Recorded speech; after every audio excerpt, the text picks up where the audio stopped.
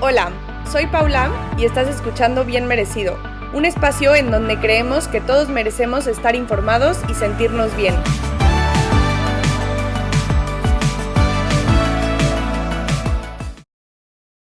Hola a todos, ¿cómo están? Bienvenidos a un nuevo episodio de Bien Merecido. Hoy estoy con la doctora Regina Cermeño, ella es especialista en medicina y nutrición clínica y hoy tenemos un tema muy específico, muy padre, que tenía muchas ganas de platicarlo aquí, que es la nutrición en pacientes con cáncer. Bienvenida, doctora Regina, estoy muy contenta de tenerte aquí. Muchas gracias. Yo también estoy súper contenta de poder hablar de esto en este espacio y es un honor, la verdad. Qué bueno, pues muchísimas gracias por estar y empecemos. Me gustaría empezar como por la parte más básica. Cuando una persona recibe un diagnóstico de cáncer, ¿cuál es el efecto que tiene su nutrición en como todo este proceso de tratamiento y como justo parte de la recuperación? Claro, es complejo porque entender el papel de la nutrición en estos pacientes implica también entender un poquito qué es lo que está pasando en estos pacientes, ¿no? Ok, Cada enfermedad oncológica es distinta y eso también es muy importante aclararlo. No es lo mismo el paciente que vive con cáncer de colon que el paciente que vive con cáncer de mama, pero generalmente algo sí hay en común en estos pacientes. Cuando el paciente tiene un diagnóstico de cáncer, ya sabemos que el cuerpo está sufriendo un estrés metabólico muy alto. ¿Qué es ok, esto? Que digamos que las células del cuerpo ya están compitiendo desde el diagnóstico y un poquito antes, porque esto lleva tiempo en desarrollarse y en diagnosticarse, pero ya en estos momentos ya el cuerpo está compitiendo con el tumor por nutrientes, por energía, ya es como una lucha de me quedo con la energía o te la doy a ti. Los ok. tumores tienen ciertas como herramientas para jalar mucha energía del cuerpo y muchos nutrientes. Y es por eso que es muy común que en los pacientes oncológicos hay una tasa de desnutrición muy alta, ¿no? A veces es desde el diagnóstico y muchas veces es durante el tratamiento. Entonces, la nutrición es clave en estos pacientes y también es algo que muchas veces no se platica en consulta, o sea, desde el área médica a veces nos enfocamos en todo el tema del tratamiento y dejamos a un lado la nutrición. Y pasa muchísimo, ¿no? Yo lo viví en la parte médica que veía que los pacientes a veces tienen dudas o a veces no, ni siquiera se les ocurre, pero también nosotros muchas veces no lo mencionamos. Pero ¿por qué es súper importante la nutrición en estos momentos? Porque hay como algunas cosas muy básicas que tenemos que ayudar a proteger en el cuerpo de la persona. Tenemos ciertos objetivos, que es uno, mantener la masa muscular de los pacientes, que es muy importante y luego vamos a platicar un poquito de eso. Es apoyar también al sistema inmunológico del paciente desde la alimentación y también la alimentación nos ayuda como herramienta para proteger o ayudar a que el paciente sobrelleve mejor los efectos secundarios de todos los tratamientos oncológicos que vienen, que son un montón. Si sacamos la lista de los efectos Claro. secundarios, no terminamos y también no es que a todos les pase lo mismo. Es con lo que te comento, es bien individual la respuesta al tratamiento, pero también la nutrición nos permite que el paciente tolere mejor el tratamiento. Entonces, llegar bien nutrido al tratamiento oncológico no es un lujo, o sea, debe ser parte de la estrategia nutrición, de la estrategia de tratamiento con los pacientes siempre, siempre, siempre. Justo yo lo viví con un familiar cercano que tuvo un tratamiento oncológico y, o sea, muy rápido perdió mucho peso, desde el inicio, muy rápido perdió masa muscular, no tenía mucha energía y sí creo que es porque, o sea, más allá de que obviamente el tratamiento es muy pesado para el cuerpo, al final no sé si pierden el apetito, o sea, platícanos un poco como esta parte y por qué les cuesta tanto trabajo nutrirse tan bien.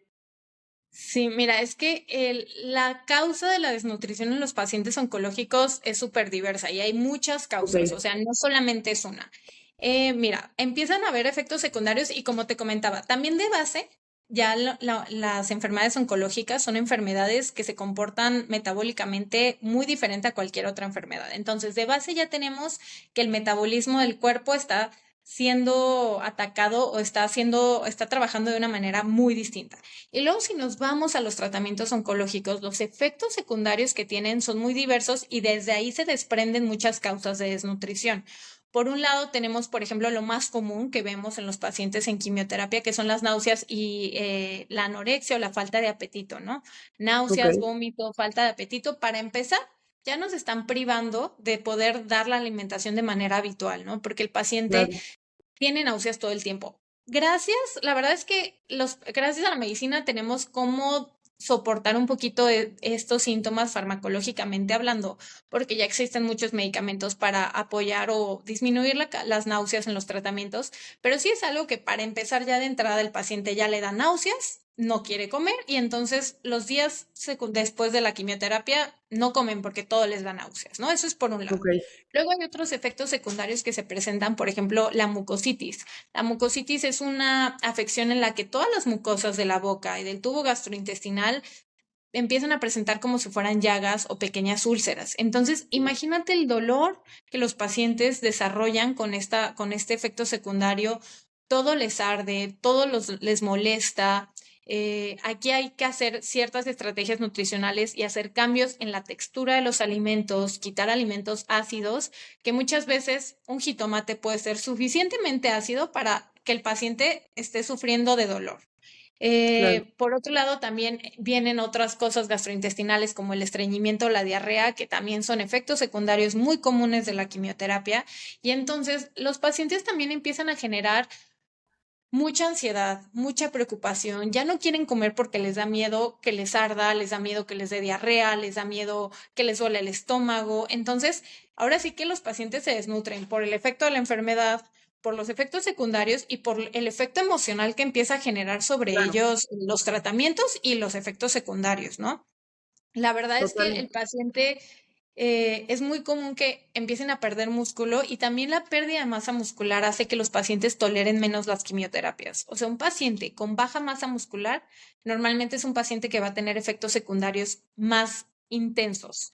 Entonces, también es como un círculo, una cadenita que se empieza a generar de no como, me desnutro, pero tolero menos el tratamiento y muchas veces oncológicamente o desde el área médica se tienen que pausar los tratamientos o suspender o bajar dosis porque ya no lo están tolerando bien los pacientes. Justo esa era una de mis dudas, como, ¿qué pasa con, o sea, me imagino que al no estar comiendo tan bien y aparte no tener tanta energía, pues obviamente, o sea, pierdes un poco de masa muscular, no haces el ejercicio que tal vez antes hacías o no te mueves como antes te movías,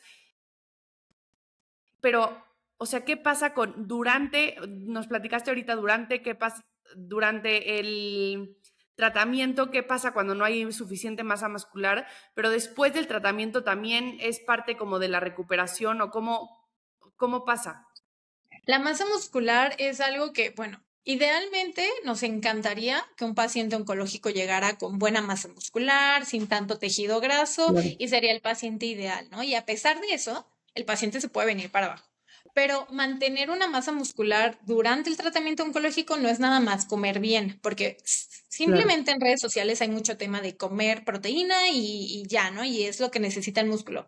Pero el músculo necesita para sobrevivir a todos estos cambios metabólicos, necesita energía, o sea, calorías totales, necesita proteína, necesita carbohidratos y necesita estímulo. Eso es algo que muchas veces dejamos de un lado y no frecuentamos estas recomendaciones en la consulta, pero cada vez sabemos o hay más evidencia de que el ejercicio en los pacientes oncológicos cambia totalmente el desenlace después del tratamiento. O sea, el ejercicio es algo que se tiene que dosificar adecuadamente claro. según las contraindicaciones médicas que existan. No es manda a tu paciente al CrossFit, obviamente no, pero eso es parte de darle un mantenimiento al paciente. Y como dices, eso es durante. Y después de la recuperación, o sea, una vez que terminan los tratamientos, las estrategias se tienen que mantener, pero ya ahora sí cambia la intensidad, ¿no? O sea, el ejercicio en la recuperación también es súper importante porque eso nos va a permitir ahora sí que poder crecer ese músculo. ¿Qué pasa? El músculo durante las quimioterapias y mientras la enfermedad esté activa, está siendo como sustrato de energía para el cuerpo. O sea, el cuerpo está sacando de ahí Ya, energía. Entonces, obviamente, es difícil crecer masa muscular durante una etapa de catabolismo, o sea, que es destrucción de músculo. O sea, es muy complicado que digamos, no, y este paciente ganó músculo. No, el Sí, objetivo es no. preservar la masa muscular.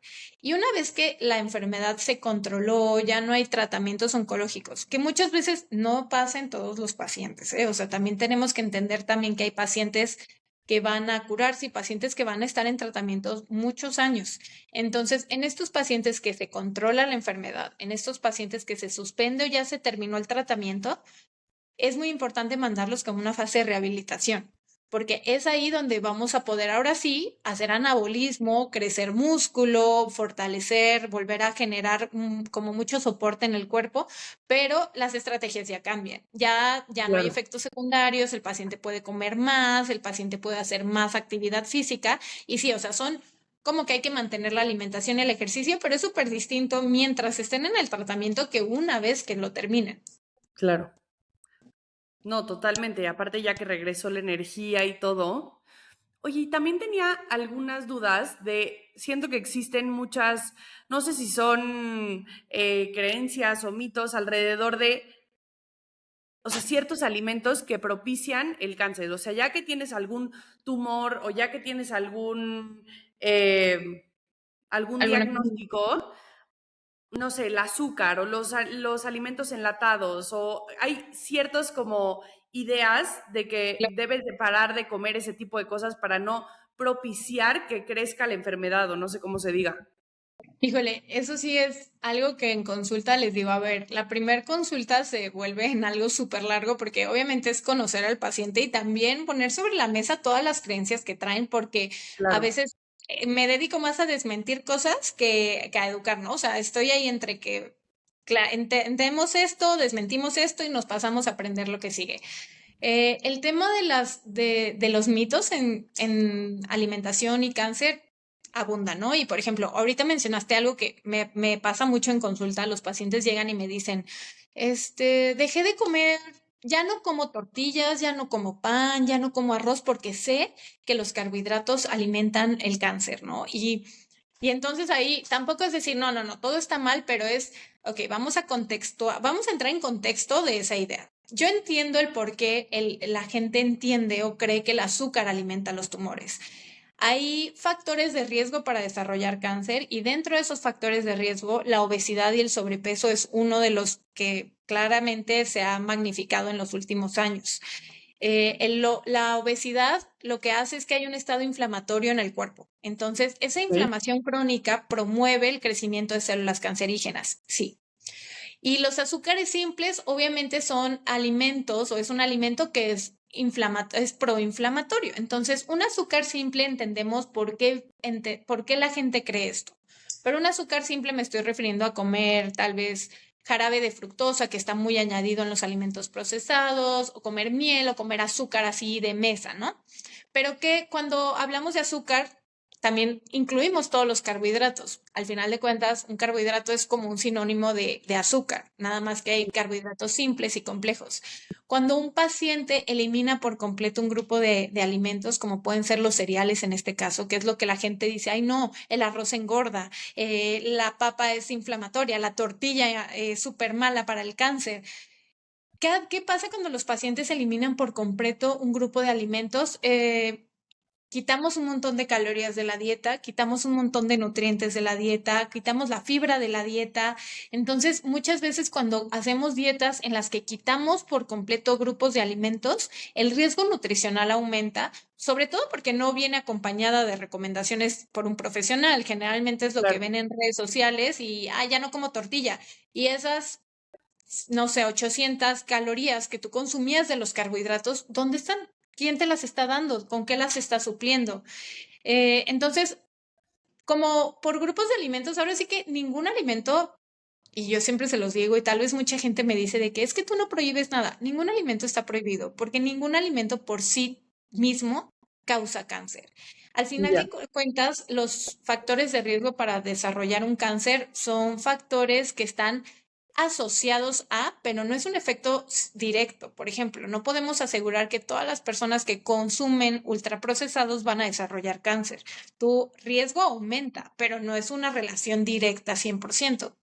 Entonces, obviamente, en pacientes que están en tratamiento oncológico, ya hablando de un paciente con cáncer, sí hay ciertos alimentos que vamos a evitar consumir por el riesgo sobre todo, pero ya no tanto porque te van a desarrollar cáncer o porque van a hacer que tu cuerpo no responda a los tratamientos oncológicos, sino porque más que nada te pueden dar diarrea, te pueden dar inflamación, te pueden dar colitis, te pueden dar gastritis, pero así como un alimento que digamos, este alimento causa cáncer, no. Hay patrones, hay factores de Claro. riesgo. Por ejemplo, en el cáncer de colon se ha visto está ya comprobado científicamente que los ultraprocesados, las carnes ahumadas, las carnes rojas aumentan el riesgo. Y no por esto yo le voy a decir a un paciente, no comas carne roja. Vamos a bajar la frecuencia de consumo.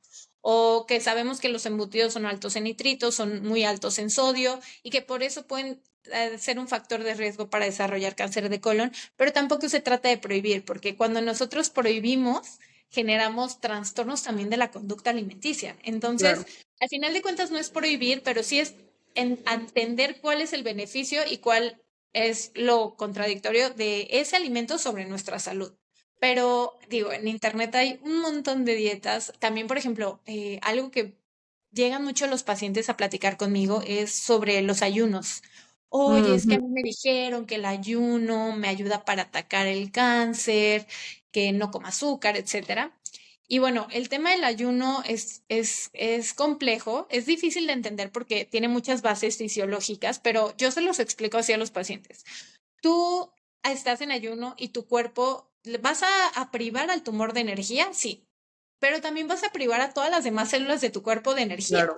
Entonces, tu cuerpo de algún lado va a decir, bueno, tengo que mantener al tumor que me está exigiendo un montón de energía y también tengo que mantener a mis células trabajando, a mi corazón, a mi hígado, a mi riñón. ¿De dónde voy a sacar la energía si no estoy consumiendo alimento? Siempre se saca del músculo y de la grasa. Entonces, idealmente un paciente dice, ay, bueno, voy a quemar grasa. Sí, pero esas son las reservas de nuestro cuerpo para situaciones súper de emergencia y nosotros le estamos dando a entender al cuerpo que el ayuno es una situación de emergencia, entonces va a sacar todas las reservas y al final de cuentas es quitarle energía también a tu cuerpo para que se recupere, para que tenga la fuerza de sobrellevar esos tratamientos. Entonces, el ayuno así como tal, yo no lo recomiendo, pero sí hay ciertas estrategias para los días que van a recibir, por ejemplo, los pacientes su quimioterapia. A Sí. elegir una dieta blanda, de fácil digestión, no llegar con el estómago hasta acá porque probablemente van a desarrollar náuseas. Entonces, siempre en la consulta hay que desmentir muchos mitos y yo siempre les digo, lo que ven en redes sociales no siempre aplica para ti. O sea, la Totalmente. persona que está hablando en redes no te conoce, no conoce el estadio de tu enfermedad, no conoce tus intolerancias ya de base, no conoce tu tratamiento, no sabe qué otros medicamentos estás consumiendo. Entonces, siempre es bien importante y sobre todo en este nicho de pacientes que tengan asesoría por profesionales, o sea, que no se dejen de llevar de lo que ven en redes porque muchas veces no tienen sustento científico, ¿no? O sea, al final de cuentas practicamos medicina basada en evidencia y es lo que la evidencia dice y hasta que la evidencia lo refute, ¿no? Entonces, Total. sí, los mitos abundan en este tema. Es que, o sea, es súper común escuchar que no sé qué te va a dar cáncer, no sé qué va a alimentar al tumor. Y la verdad es que sí, como tú dices, cada caso es súper personalizado, pero aparte, nada es blanco o negro. Sí, no, hay O sea, un... como que todo depende y justo, a ver, contradiciendo un poco lo que estoy diciendo y que todo depende y todo es personalizado, pero quería preguntarte si tienes alguna recomendación como general de qué podría ser bueno para una persona que esté transitando por este tratamiento que sí incluya en su alimentación. Sí, mira, en nutrición siempre está el depende, ¿no? Depende, Sí. depende, pero hay cosas sí generales que muchas veces suenan muy genéricas, pero a grandes rasgos es los pacientes, la alimentación en los pacientes en este momento es un tema complicado, en todos. O sea, yo no conozco un paciente en un tratamiento oncológico que su alimentación sea igual que antes, o sea, nunca. Entonces, obviamente, en todos los pacientes va a aplicar que dejan de tener apetito muchas veces. Entonces, ¿qué les recomiendo yo como generalmente a los pacientes? Es Y sobre todo a los familiares, también es otro tema, ¿no? A veces el paciente ni ganas tiene de pensar qué comer, ni ganas tiene de irse a parar al refrigerador a ver qué comer. Entonces, muchas de estas recomendaciones también son para los cuidadores que Claro, en este transitar de la enfermedad y del tratamiento son clave, o sea, son nuestro soporte y son a los que muchas veces les vamos a decir qué hacer con los pacientes.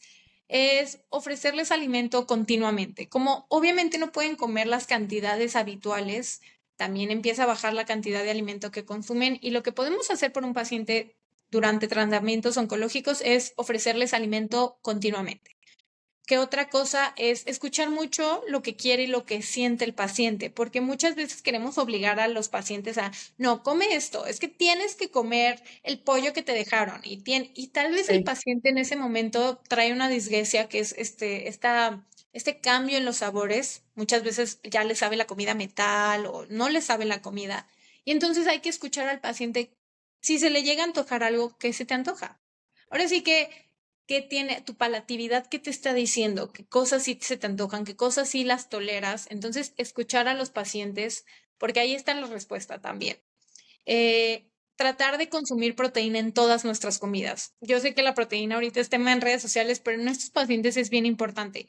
Y en estos pacientes la importancia es alcanzar requerimientos de proteína y de calorías enteras. Entonces, muchas veces las recomendaciones que yo doy en la consulta no son las recomendaciones que yo daría a población en sana o general, ¿no? La adición ya, de grasas en las comidas es una manera de alcanzar los requerimientos calóricos de una forma más fácil. ¿Y a qué me refiero con esto? Tal vez siempre agregar un poquito de aceite de oliva en las comidas, porque eso nos va a ayudar a que esté más denso en energía. Tal vez una persona en otro momento me dice, no manches, Regina, me vas a engordar, o obviamente voy a engordar con eso, pero tenemos que entender que estos pacientes es otra historia completamente distinta. claro, Entonces, proteína y adicionar las comidas, siempre emulsionarlas con una grasita, aguacate, aceite de oliva, un poco de nueces. Eso nos ayuda a que sea más calórica la comida y aunque coman poquito, que coman bastantitas calorías. ¿Qué otras cosas a entender? Esto es muy importante explicárselo a los pacientes y a la gente. Sobre todo en las quimioterapias, el ciclo de quimioterapia no es igual el día 1 que el día 28. O sea, el cuerpo va a transitar por un montón de situaciones en esos 28 días que generalmente los ciclos de quimioterapia se pone el día 1 y luego el día 28 se repite la quimioterapia. En esos 28 días va a haber días en los que los pacientes se sientan con energía, va a haber días en los que los pacientes se sienten súper fatigados y con náuseas, de repente viene una etapa de recuperación y entonces ahí ya se sienten otra vez con ganas de salir, comer, preparar, hacer. Entonces también es explicarles a los pacientes este ciclo de cómo se va a comportar o cómo es lo más probable que se comporte su cuerpo durante este mes, para que entiendan en qué momento si no quiere comer el paciente porque ese día es el día más intenso en las náuseas, bueno, dejémoslo en claro, paz un ratito y sabemos que a los 3 días mejora el tema de las náuseas y ahí es cuando le vamos a meter muchísimo más power a la alimentación o que tal vez no tiene ganas de hacer ejercicio y lo que único que podemos hacer los primeros días es caminar un poquito, mantenerse activos un poquito y la tercera semana ya tienen un pico de energía y ya podemos hacer otro tipo de cosas. Entonces, entender bien que durante el tratamiento hay muchas etapas y que en cada etapa hay una recomendación distinta, ¿no? La parte claro, de mantenerse activos es bien importante que también se lo recomiendo a todos los pacientes. Les digo, no hay un paciente que no necesite mantenerse activo, o sea, no hay. A menos de que estés encamado por una situación en un estado crítico, de que traigas hemoglobina en 5 y no puedas ni dar 2 pasos, pero generalmente el tema de la actividad física es beneficioso para todos por muchos motivos, ¿no? Desde la parte de salud física hasta la parte mental. O sea, los pacientes necesitan distraerse, necesitan mantenerse ocupados, necesitan sentir que tienen tareas durante el día, porque si no también en la parte emocional se nos vienen para abajo los pacientes. Entonces, claro. básicamente, creo que ofrecer comidas o comer continuamente durante el día, escuchar qué es lo que se les antoja a los pacientes en ese día, entender también que el cuerpo no se va a comportar igual todos los días y va a haber días buenos y va a haber días malos y que el tema de las calorías y la proteína es nuestro foco y prioridad en estos pacientes. Y ahorita platicabas un poco como A ver, el tema de la nutrición me queda claro y me queda claro estas como recomendaciones generales, el tema del ejercicio o del movimiento, que en general nos mantengamos activos. ¿Hay otros factores de estilo de vida que igual sean relevantes? Por ejemplo, el sueño, mencionaste un poco de la salud mental y algún otro que se te venga a la mente que igual sean igual, o sea, que sean igual de relevantes para este proceso. Mira, para el tema de prevención de enfermedades oncológicas, sí, juegan un papel casi todo. Mira, en cuanto a alimentación y estilo de vida, casi el 40% de los cánceres tienen raíz en el estilo de vida.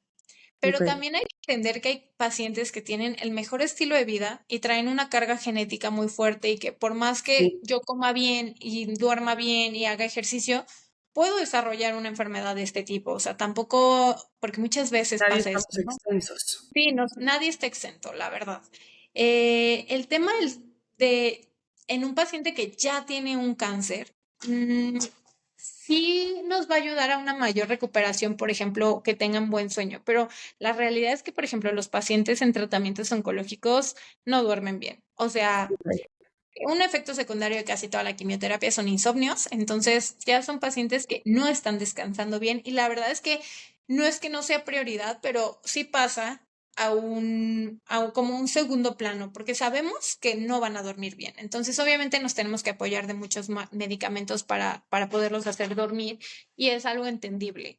Pero sí es que digamos que hay recomendaciones para la prevención de cáncer y esas Sí, claro. recomendaciones en la prevención del cáncer durante un tratamiento oncológico ya no son vigentes, no que no sean vigentes, pero ya no funcionan igual. O sea, por ejemplo, el estilo de vida siempre nos va a ayudar a prevenir enfermedades. El control del peso es algo muy importante y para el control del peso el sueño es prioridad. O sea, si tú no duermes bien, tu peso nunca va a poder ser controlado porque estás con mucho estrés, las hormonas del apetito cambian. Entonces, por ejemplo, para la prevención funciona, pero durante el tratamiento oncológico ya no aplica lo Sí. mismo. Entonces, sí es como por ejemplo, te voy a poner un ejemplo. Eh, tuve una paciente que estaba con un cáncer de mama muy avanzado, que ya llevaba 2 o 3 años en tratamiento oncológico y salió el tema este del rojo. ¿Te acuerdas de que era súper cancerígeno y que no lo Sí, consumieran y que no sé qué? Y sí, me queda claro que había que reducir el consumo, que ya era algo que ya se había encontrado, pero ella estaba súper mortificada porque durante sus periodos de poco apetito, lo único que le gustaba era la gelatina, unas gelatinas así individuales que sí. en su caso le gustaba la de cereza o la de fresa. Y entonces ella estaba súper preocupada porque consumía rojo 40, o no me acuerdo cuál era el colorante. Sí. Y yo decía, bueno, sí es importante, pero la enfermedad ya está desarrollándose en su cuerpo. O sea, este cambio de patrón de dejar de consumir la gelatina, ¿qué tan relevante va a ser en su mejoría o en su Claro. resolución de la enfermedad? O sea, ahorita ya no es relevante. Y si eso le da un poco de ganas de comer, porque era lo que se le antojaba, ahora sí que esa regla no aplica para ella, porque no estamos previniendo nada, o sea, ella ya tiene una enfermedad. Entonces, ahora sí que hay que saber bien para quién son las recomendaciones y si estamos en un tema de salud y estilo de vida y mejora de hábitos a un paciente oncológico. O sea, son como Claro, dos es extremos totalmente súper diferente. distintos. Sí, son casos totalmente distintos y me encanta que los menciones porque muchas veces creemos que, o sea, todos nos creemos al final doctores y creemos que tenemos la recomendación final y al final no tenemos ni idea. Sí, claro. Entonces, como que siento que sí es importante especificarlo. Y luego también hace rato mencionabas como toda la red de apoyo, los cuidadores, los familiares de estos pacientes que están pasando pues por este tratamiento. ¿Qué les recomendarías a toda esta gente alrededor? Bueno, primero hay que decirles, o bueno, mencionar que no es nada fácil. O sea, yo viví el acompañamiento de muchos pacientes y te das cuenta que es muy difícil para el paciente y para la familia también. O sea, la verdad Claro, es que los familiares también hay un síndrome del cuidador que burnea a todo mundo. O sea, es es intenso y es muy, muy complejo, pero mi recomendación es que busquen asesoría profesional. Yo no trato de decir, no, es que eso los oncólogos no lo dicen. No, es que no es el espacio para hablar de este tipo de cosas, porque los oncólogos están calculando dosis, checando exámenes de sangre, haciendo modificaciones y a veces no tienen este espacio para poder platicar con la gente. Y la verdad es que un acompañamiento, obviamente la parte nutricional es algo importante, pero el acompañamiento va más allá de la alimentación únicamente.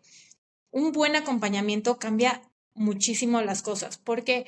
Porque muchas veces el miedo viene de la ignorancia, de no saber qué hacer, no saber cómo poder ayudar al paciente, no saber si estamos haciendo las cosas bien o mal. Entonces, un acompañamiento con un profesional de la salud cambia totalmente en cómo la familia vive esta enfermedad. Tal vez el Claro, paciente va a decir, bueno, a mí igual me siguen dando mi tratamiento, yo sigo yendo a mis quimios, a mi radioterapia, pero cuando tú le das las herramientas a los familiares, se les iluminan los ojos y dicen, ah, ok, entonces puedo hacer esto. Sí. Oye, entonces sí lo podemos movilizar. Sí, sí lo pueden movilizar. Oye, y entonces le puedo preparar esto y le hacemos un arrocito con leche. Y sí, se lo pueden hacer. Entonces, la verdad es que no están solos, o sea, sí es bien importante porque a veces la soledad de estos tratamientos o de la familia durante estos tratamientos es muy profunda. Es decirle a los pacientes y a los familiares que no están solos, que un acompañamiento con un buen profesional va a hacer que todo se sienta más fluido. No quiere decir que vamos a curar el cáncer desde la alimentación, eso también es algo bien importante. No es sí, ese el objetivo, pero un acompañamiento hace que todo agarre más sentido, que todo se sienta más fluido, que no se sientan solos, porque muchas veces, bueno, yo he tratado pacientes que están tratándose en el medio institucional y que todo es rapidísimo, ¿no? Las consultas son de 10 minutos, los oncólogos los ven cada 4 meses porque así es el sistema y entonces tienen un montón de dudas que nadie se las ha sí, suelto. clarificado, ¿no? Y creo que el acompañamiento en estos pacientes hace que no te sientas solo, que puedas tomar mejores decisiones y que se sienta todo más, si se podría decir bonito, que no hay nada de bonito en esto, me queda claro, pero que se sienta más fluido.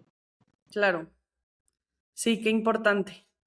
Y ya para terminar, Regina, para los pacientes y para las personas que acaban de recibir un diagnóstico, que no saben por dónde empezar, no saben si realmente es necesaria una consulta nutricional y que no saben ni por dónde empezar, ¿qué les dirías?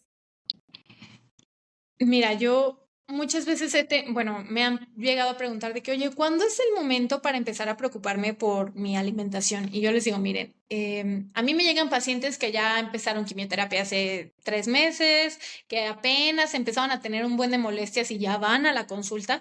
Y yo les digo, idealmente, a mí me encantaría, y no solo a mí, o sea, profesionalmente, el mejor momento es al momento del diagnóstico vayan a una consulta con un profesionista del área de la nutrición, pero que conozca o que sepa trabajar con pacientes oncológicos, ¿no? ¿Por qué? Porque podemos entender el estado basal del paciente al momento del diagnóstico, saber, ok, estas son tus condiciones actuales y vamos a prevenir que haya sarcopenia, que pierdas músculo, vamos a prever que no pierdas fuerza muscular o capacidad funcional, ¿no? Muchas veces medimos el músculo y no medimos la fuerza del paciente, que son cosas distintas, y el Claro. paciente tal vez no ha perdido tanto músculo, pero ya no se puede parar de la silla. Y dices, ok, ¿no? ¿Qué está pasando? Entonces, en el mejor de los escenarios, yo les diría, cuando estén en un abordaje de un paciente con un probable cáncer, y en cuanto tengan su diagnóstico, acudan a un profesional del área de la nutrición que se especializa en pacientes oncológicos. Tengan en cuenta también el tema de la salud mental, psicología, tanatología y rehabilitación. A veces todo esto suena como, uff, no, pues espérame, ¿no? Apenas puedo con el área Sí, médica, pero al final de cuentas ya no solamente es tratar el cáncer, es ayudar a los pacientes a que su vida no esté patas para arriba. Yo siempre les digo, sí, muchas veces estamos tratando el cáncer y ahí van y están soportando a los pacientes y la vida del paciente está 180 grados volteada, ¿no? O sea, terminan los tratamientos oncológicos y el área médica decimos, sí, ya terminaste, felicidades. y volteas a ver al paciente y estado de ánimo bajo, desnutrición, Sí, pérdida de masa y dices, sabe ok, ni por dónde.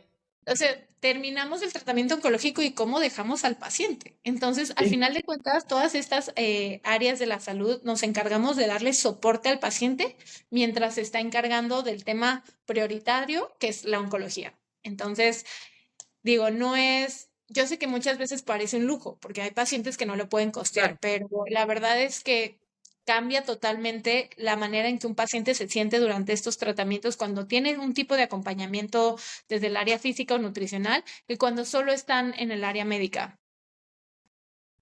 Buenísimo.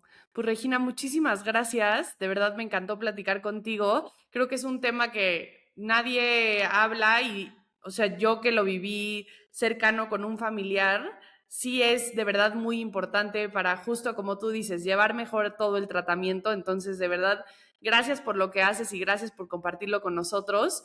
Cuéntanos Mm. dónde te pueden encontrar. Yo doy consultas presenciales en Guadalajara, Jalisco.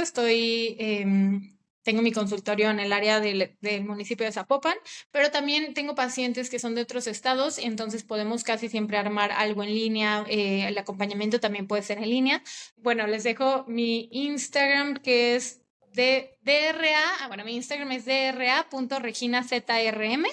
Ahí pueden encontrar el link para poder agendar una consulta. Si están en Guadalajara o Jalisco, me encantaría. Siempre es mejor hacerlo presencial porque podemos hacer muchas medidas, tomar muchos parámetros en consulta. Y si no pueden venir o no se puede hacer en presencial, pues siempre en línea también hay manera de ayudarlos, acompañarlos. Les dejo mis redes y ahí está también el link para hacer las consultas. Buenísimo. Yo igual en la descripción del episodio se los dejo para que ahí lo puedan ver. Muchísimas gracias de verdad, Regina, por haber No, venido. Me Paula, encantó platicar contigo. muchísimas gracias y qué bueno que tratas de promover este tipo de cosas porque a veces no encontramos el espacio, son temas súper delicados que también a veces a la gente le cuesta trabajo sacar a flote. Entonces, qué padre que tienes este espacio para platicar estos temas. No, gracias a ti. Feliz de que regreses cuando quieras. Muchísimas gracias, Paula.